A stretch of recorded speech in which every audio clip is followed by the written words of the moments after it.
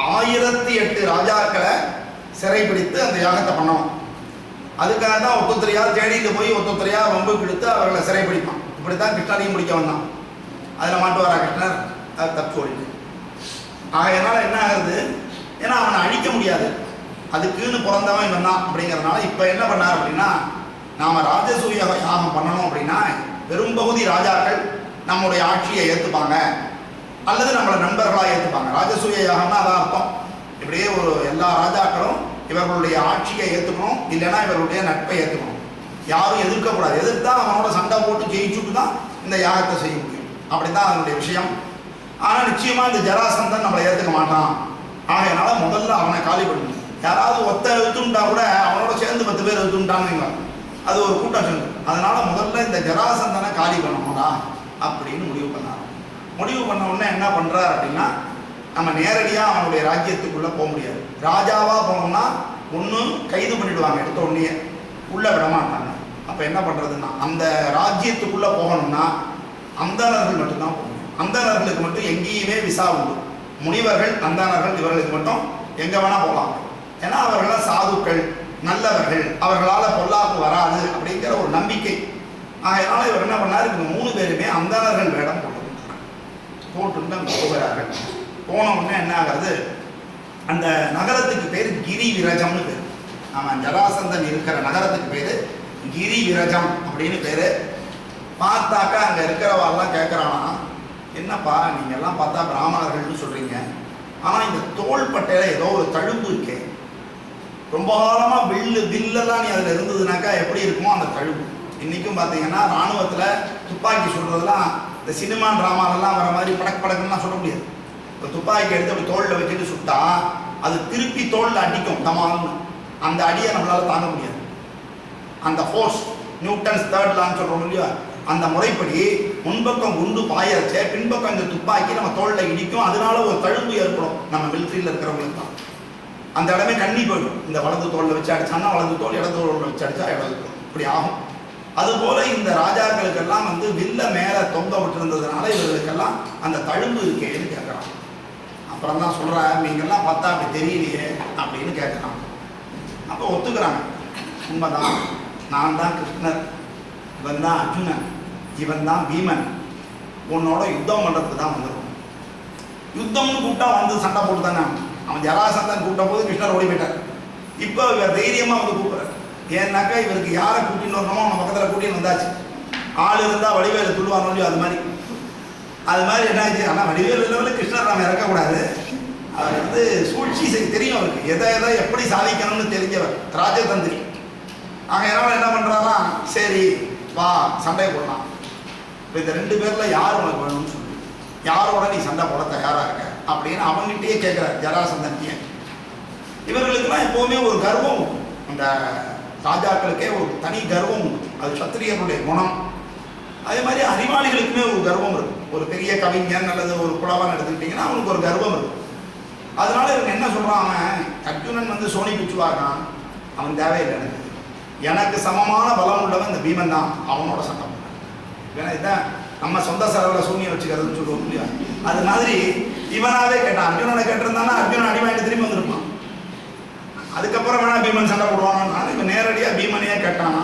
சரின்னு சொல்லிட்டு அப்போவே என்ன பண்ணுறான், ஜராசந்தன் போருக்கு வர செய்ய என்ன பண்ணியிருக்கான் பாருங்க, தன்னுடைய பையனுக்கு, ஏன்னா போர் எத்தனை நாள் நடக்கும்னு சொல்ல முடியாது, 2 பேரும் சமமான பலம் உள்ளவர்கள். அதனால இவன் முடிவு பண்ணிட்டான், அது வரைக்கும் ராஜ்யம் கெட்டு போகக்கூடாது, நம்ம மாட்டுக்கு ஒரு மல்யுத்தம் பண்ணின்னு உட்காந்துருப்போம், ராஜ்ய பரிபாலனை யார் பண்ணுறது, நடுவில் இடையில கொஞ்சம் டிஸ்டர்ப் பண்ணுவோம்னு பண்ண முடியாது இந்த விஷயத்தில். ஆகையினால என்ன ஆகிறதா, தன்னுடைய மகன் சகாதேவன் ஒருத்தருக்கான். இந்த இவர்களோட பிறந்த சகாதேவன் இல்லை, அவன் ஒரு சகாதேவன், அவனுக்கு முடிசூட்டிட்டு வந்துடும். வந்தால் 15 நாட்கள் இவா 2 பேருக்கும் சண்டை, ராத்திரி பகல் பார்க்காம சண்டை நடந்துகிட்டே இருக்கு. கொடுக்க இடையில எலுமிச்சம்பழம் ஜூஸ் போயிட்டு இருக்குங்க, அப்படி சண்டை நடந்துட்டு இருக்கு, 3 சண்டை நடந்துட்டு இருக்கு. பார்த்தான், கடைசி நேரத்தில் என்ன பண்ணான், இந்த பீமன் அந்த ஜராசந்தனுடைய உடம்பை காலோடு அப்படி பிச்சு 2 பாதியை தூக்கி போட்ட உடனே என்ன ஆச்சுன்னா, திருப்பி அது 2 சொல்லு, திருப்பியும் சண்டை எழுந்துக்கிறான், சண்டை வரும், திருப்பியும் பிச்சு போடுறான், திருப்பி சேர்ந்துக்கிறான். இதுதான் அவனுடைய வரம். ஏன்னா அந்த ஜராங்க ராட்சசியை அப்படி சேர்த்து விட்டதுனால அவனுக்கு அந்த வரம் இருக்கு. அதனால என்ன பண்ணான் அப்படியே பார்த்துட்டு இவனுக்கு மலைப்பா படிச்சு எத்தனை தடவை பிச்சு பிச்சு போகிறது திருப்பி திருப்பி. இந்த செஸ் விளையாட தெரியாதவன் பார்த்தீங்கன்னா ஒரே காயவே திருப்பி திருப்பி நான் தின்னுருப்பான். என்னைக்கு அந்த விளையாட்டு முடியறது அது மாதிரி ஆகி போச்சு இவன் கதை. ஆகையனால என்ன ஆகிறது, கிருஷ்ணர் அப்படி ஒரு பார்வை பார்த்தான். எல்லாத்துக்குமே அவர் தான் வழிகாட்டி. அதனால அவரை பார்த்த உடனே அந்த கிருஷ்ணர் என்ன பண்ணார், ஒரு தர்பையை எடுத்தார், அப்படி கிழிச்சு அப்படி தலைப்பை மாற்றி போடுறது. இதுதான் ஐடியா. உடனே இவன் என்ன பண்ணான், கிழிச்சான், தலைப்பு மாற்றி போட்டான். அதோட சரி ஜராசந்தன் முடியும். இந்த டெக்னிக் தெரியணும் தான். ஒரு இடத்துல என்னாச்சு, ஒரு கார் நின்று எடுத்து ஒரு மலைப்பாதை போகும்போது கார் நின்று போச்சு. ஒரு மெக்கானிக்கை கூப்பிட்டு, எப்பா கார் நின்று போச்சு கொஞ்சம் பார்க்கணும். சரின்னு அவன் தான், நான் கேட்குற காசை கொடுத்துடணும் பார்க்கணும். சரி கொடுத்துட்றேன். என்னத்தை கட்டுறப்போ பெருசாக 50 ரூபா 100 ரூபா கட்டணும். ஒரு பெரிய கல்லை எடுத்துனோம்னா ஒரு இன்ஜினில் ஒரு இதை லேசாக ஒரு இதை திறந்தான், ஒரு இடத்துல ஒரு குத்தினான், மூடினா கார் ஸ்டார்ட் ஆகிடும். எவ்வளோ ரூபாண்ணா, 500 ரூபான்னு. என்னையா 500 ரூபா கேட்குறேன், ஒரு கல்லால் என் காரை ஒரு குத்திட்டு 500 கேட்குறேன்னா, அந்த குத்துறது உனக்கு தெரியாதனால என்ன கூப்பிட்ட. அதுதான் டெக்னிக். ஆகையினால அந்த திறமைக்கு தான் காசு. கல்லால் எடுத்து குத்துறதுக்கு 5 ரூபா கொடுத்தா போகும். ஆனால் அது எங்கே குத்தணுமோ அதை கரெக்டாக தெரிஞ்சு குத்தணும், எந்த வேகத்தில் குத்தணுன்றது தெரியணும் இல்லையோ அப்படின்னு சொன்னாங்க. அதுபோல் இந்த ஜராசந்தனை வந்து பார்த்தோன்னே மதம் பண்ணியாச்சு. அங்கேருந்து அத்தனை ராஜாக்களும் விடுவிக்கப்பட்டாங்க. அப்போ அத்தனை ராஜாவும் யாரை சப்போர்ட் பண்ணுவார்கள், இவர்களை சப்போர்ட் பண்ணும். அத்தனை ராஜாவுடைய தயவுங்களை சொல்லிட்டு எல்லா ராஜ்யங்களும் இவர்களுடைய கண்ட்ரோலுக்கு வரும். இதுதான் காரணம். எல்லா இடத்துலையும் ராஜாக்கள் இல்லாமல் இருந்தது. சரி, அதுக்கப்புறம் என்ன ஆகிறது அப்படின்னா, சரி 2 பேரும் எல்லாம் திரும்பியாச்சு. வேத விதிப்படி அங்கே ராஜசூயாகம் ஆரம்பிச்சாச்சு. ராஜசூயாகம் ரொம்ப கிராண்டாக நடக்கிறது. 4 திசைக்கு 4 பேரும் போயிருக்காங்க. கிழக்கு பக்கத்தில் பீமன் போயிருக்கான் எல்லா ராஜ்யங்களையும் பார்த்துட்டு வரதுக்காக. வடக்க அர்ஜுனன் போயிருக்கான், மேற்க நகுலன் போயிருக்கான், தெற்க சகாதேவன். இதில் பாதி பேர் வந்திருக்கா, பாதி பேர் வரலங்கிற மாதிரி. அப்புறம் எல்லாரும் வந்தப்புறம் தான் ராஜசூயாகம் நடந்தோம். சரி, எல்லாரும் போயாச்சு. கண்ணான் வந்து துவாரகைக்கு திரும்பி போகிறான். அதுக்கப்புறம் என்ன ஆச்சு, இந்த திக்விஜயமெல்லாம் முடிஞ்சு அவங்கவுங்க அங்கே ராஜாக்கள் பரிசுகள்லாம் கொடுப்பாங்க. இவங்களுடைய அன்பை ஏற்றுக்கொள்கிறார்கள், நட்பை ஏற்றுக்கொள்கிறார்கள்னா உடனே ஒரு மரியாதை பண்ணி நாங்கள் ஏற்றுக்கிறோம், வாங்க வெல்கம் அப்படின்னு சொல்லிட்டு ஒரு பரிசு பொருளை கொடுப்பான். அவர்களுடைய நாட்டு ஏவலாளிகள் அதை எடுத்து இவங்க பின்னாடியே வந்து இங்கே சமர்ப்பணம் பண்ணுவாங்க. அப்படின்னா அவங்களுடைய ஆளுமையோ நட்பையோ ஏற்றுக்கிறாங்கன்னு அர்த்தம். ஏற்றுனா அந்த நாடு நட்பு நாடாயிடும். அது மாதிரி ஒரு கணக்கு. அப்படி முடிச்சாங்க. அப்புறம் யாகம் செய்கிறதுக்கு எல்லா ஏற்பாடும் ஆச்சு. கிருஷ்ணரை அழைச்சிட்டாங்க, வியாசரை அழைச்சாச்சு, எல்லாரும் வந்தாச்சு. அந்தணர்கள்லாம் வந்துட்டாங்க வேள்வி செஞ்சு வைக்கிறதுக்கு. அதுக்கப்புறம் பார்த்தீங்கன்னா எல்லா நாட்டு அரசர்களையும் கூட்டாச்சு. இந்த ஜராசந்தனுடைய மகன் சகதேவனையும், ஜராசந்தன் இருக்கிறச்சே தான் அந்த நாடு நமக்கு எதிரி நாடு. ஜராசந்தன் போயாச்சு. அந்த சகதேவன்டி ஆட்சியை கொடுத்துட்டு வந்துடுறாங்க. இந்த நாடு பிடிக்கிறது இவருடைய நோக்கம் இல்லை. 1008 ராஜாக்களை உள்ள வச்சு சிறைபிடிச்சவனை தண்டிக்கும், அந்த ராஜாக்களை விடுதலை பண்ணணும், இதுதான் நோக்கம். ஆகையால் அதை பண்ணியாச்சு. அதுக்கப்புறம் என்ன ஆகுதுன்னா எல்லாரும் வருகிறார்கள். பீஷ்மர் வருகிறார், துரியோதனன் வருகிறார், எல்லாருமே வருகிறார். சிசுபாலன் வருகிறான், சேதி நாட்டு அரசனவன் சிசுபாலன்.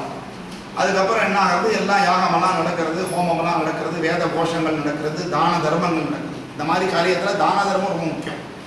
எல்லாம் நடந்தது. அதுக்கப்புறம் முதல் பூஜைன்னு ஒன்று செய்யும். இந்த முதல் பூஜை யாருக்கு செய்யறதுன்னு, எல்லா விதத்திலையும் தகுதி உடையவனுக்கு தான் அந்த முதல் பூஜை செய்யணும் அப்படிங்கிறது கருத்து. அதனால யாருக்கு செய்யறது அப்படின்னு பார்க்கும் பொழுது வியாசர் என்ன சொல்றாருனாக்க, இதற்கு தகுதி உடையவன் கிருஷ்ணன் தான், அந்த கிருஷ்ணருக்கு தான் முதல் பூஜை செய்யணும்னு வியாசர் சொல்றார். எல்லாருமே அதை ஒத்துக்கிறாங்க. ஏன்னா கிருஷ்ணர் பரம்பொருள்ங்கிறத பல பேர், அதாவது இறைவனை புரிந்து கொள்ளுதல்ங்கிறதே ஒரு மிகப்பெரிய ஆற்றல்.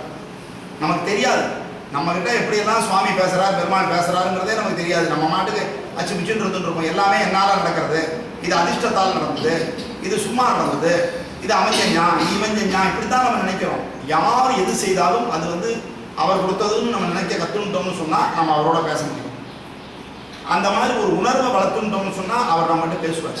அதில் ஒன்றும் மாற்றமே கிடையாது. அதனால நமக்கு வந்து நடுவில் ஒரு ஆள் தேவையில்லை. பெருமாள்கிட்ட பேசுறதுக்குன்னு ஒரு ஆளை வச்சு நம்ம பேச வேண்டிய அவசியமே கிடையாது. நம்ம நேரடியாக பேச முடியும், அவர் நம்மகிட்ட நேரடியாக பேசுவார். 1-to-1 கரஸ்பாண்டன்ஸ் இருக்குது. அதனால இந்த கிருஷ்ண பரமாத்மா வந்து பரம்பொருள் அப்படிங்கிறது எல்லாருக்கும் தெரியாது. ஆனால் இந்த சிசுபாலனுக்கு மட்டும் அது ஒத்துக்குமா. சிசுபாலன் இருக்கார். என்னடா காரணம் அப்படின்னு சொன்னால், இந்த சிசுபாலனுடைய பிறவி எப்படி இருந்தது அப்படின்னா, அவன் பிறக்கும் பொழுதே சிசுபாலனுக்கு 4 கை 3 கண் இருந்தது. இந்த மாதிரி வினோதங்கள் உண்டு. இப்போ கூட சமீபத்தில் ஒரு ஆட்டுக்குட்டி நெத்திக்கண்ணோட பிறந்தது. சமீபத்தில் இந்தியாவில் ஒரு ஆட்டுக்குட்டி நெத்திக்கண்ணோட பிறந்தது. சில குழந்தைகள் 4 கையோட பிறக்கிறத பார்த்துருக்கோம். சில குழந்தைகள் கால் 4 இருக்கும். இந்த மாதிரிலாம் வினோதமாக பிறக்கிற குழந்தைகள் உலகத்தில் உண்டு, இன்னைக்கும் நடந்துட்டு இருக்குது. அதுபோல இந்த சிசுபாலனுக்கு 4 கைகளும் 3 கண்களும் இருந்தது. அப்படி பிறந்த உடனே என்னாச்சு, அசரீரி ஒரு வாக்கு. இந்த தாய் ரொம்ப வருத்தப்பட்டா, இப்படி ஒரு குழந்தை பிறந்திருக்கேன், இவனை வச்சுட்டு எப்படி ராஜ்யத்தை பரிபாலனை பண்றது, எல்லாரும் கிண்டல் பண்ணுவார்களே அப்படின்னு சொல்லி. அப்ப அந்த அசரீரி சொல்றது, யாருடைய மடியில இந்த சிசுபாலனை நீ விடுறச்ச இந்த அதிகப்படியான 2 கைகளும் ஒரு கண்ணும் மறைகிறதோ அவன்தான் இவனை அழிப்பான், அவன் தான் சத்ரு அப்படின்னு சொல்லி அன்னைக்கு ஆரம்பிச்சா. யாரை வேணாலும் வீட்டுக்கு கூப்பிடுவா, வரவங்கிட்டலாம் மடியில் அந்த குழந்தைய கொடுத்து செக் பண்ணி பாப்பா. யார் கையில் விடும் பொழுது, யார் மடியில் விடும் பொழுது இந்த குழந்தையுடைய அந்த அதிகப்படியான 2 கைகளும் ஒரு கண்ணும் மறைகிறதுன்னு பார்ப்பா. தாய்க்கு ஆசை, அப்படி யாருன்னு தெரிஞ்சு கொடுத்தனா அவன் கைகால பிடிச்சாலும் அந்த குழந்தையை காப்பாற்றிவிட்டாங்க. அதுதான் தாய் உள்ளம், அப்படிப்பட்டவள் தான் தாய். அதனால அப்படி நினைச்சா எல்லார்கிட்டையும் விடும்போது இந்த கிருஷ்ணர் அவளுக்கு சொந்தக்காரன் தான், அத்தா பையன் தான், அந்த மாதிரி வகையராக தான் இருக்குது. அதனால் அவர் வர ஒரு நாளைக்கு குழந்தைய பார்க்கறதுக்கு அவருடைய வழியில் விடுறார். விட்ட உடனே பார்த்தா டக்குன்னு மறைஞ்சு கொடுத்துருவோம். 2 கை மறைஞ்சாச்சு, ஒரு கண்ணு மறைஞ்சாச்சு. அவளுக்கு தெரிஞ்சு போச்சு, நம்ம குழந்தைய காலி பண்ண போகிறது யாரு அப்படின்னா இந்த கிருஷ்ணர் தான் அப்படின்னு தெரிஞ்சு போச்சு. உடனே சின்ன பையன் கூட பார்க்காம அவர் காலிலே விடுறார், என்னை காப்பாற்ற போகிறார், எழுந்திருங்க நீங்கள் போய் என்ன அப்படின்னு சொல்லிட்டு, என்ன விஷயம் அப்படின்னா, என் பையனை நீ கொல்லக்கூடாது அப்படின்னு வரங்க. ஏன் இப்படி கேட்குறீங்க திடீர்னு அப்படின்னு கேட்டோன்னே, அசரீரி சொல்லிடுத்து, யாருடைய மடியில் விடும் பொழுது இந்த 2 கையும் மறைந்து கண்ணும் மறைகிறதோ அவங்களால தான் சிசுபாலன் கொல்லப்படுவான்னு சொல்லிடுத்து. அதனால தான் உங்கள்கிட்ட கேட்குறேன். சொன்னது அசரீரி தானே, இப்போ அசரீரி சொன்னால் நடக்கும் இல்லையோ, அப்போ அதை செய்யக்கூடாதுன்னு என்ன கேட்டால் நான் என்ன செய்யறது? எனக்கு இப்போதைக்கு அவன் கொல்லணும்னு ஆசை இல்லை, எண்ணமும் இல்லை. ஆனால் அசரீரி சொல்லியிருக்கு, அதுபடி இது நடந்துவிட்டு வர, அதுக்கு நான் என்ன பண்ண முடியும்? இது நடந்ததுன்னா அதுவும் நடக்கணும் முடியும். ஜோசியம் சொல்கிற நல்லதெல்லாம் நடக்கணும், ஆனால் அவன் சொல்கிற கெட்டதை மட்டும் நடக்கக்கூடாதுன்னு எப்படி முடியும்? அவன் சொல்கிறதெல்லாம் நடக்கும்னா எல்லாமே நடக்கும். நம்ம சரணாகதியோட தத்துவம் என்ன அப்படின்னா, பெருமாள் இடத்துல நம்ம விட்டுட்டோம்னு சொன்னால் எந்த காரியத்தையுமே விட்டுடணும், அதனுடைய பலாபலனை நம்ம பார்க்கக்கூடாது. அப்படி இருந்தால் தான் முடியும். ஆகையினால இந்த சிசுபாலனை கேட்கிறார்கள். சிசுபாலனை நான் எப்போ வரைக்கும் பொறுத்துப்பேன் அப்படின்னா, ஒரு தடவை அவன் திட்ட ஆரம்பித்து 99 தடவை திட்டிட்டு நிறுத்திட்டான்னா அவனை நான் ஒன்றும் செய்ய மாட்டேன். ஆனால் 100வது தடவை அவன் என்ன திட்டினான்னா அன்னைக்கு வேற வழி இல்லை, அவனுடைய ஆயுள் பறிக்க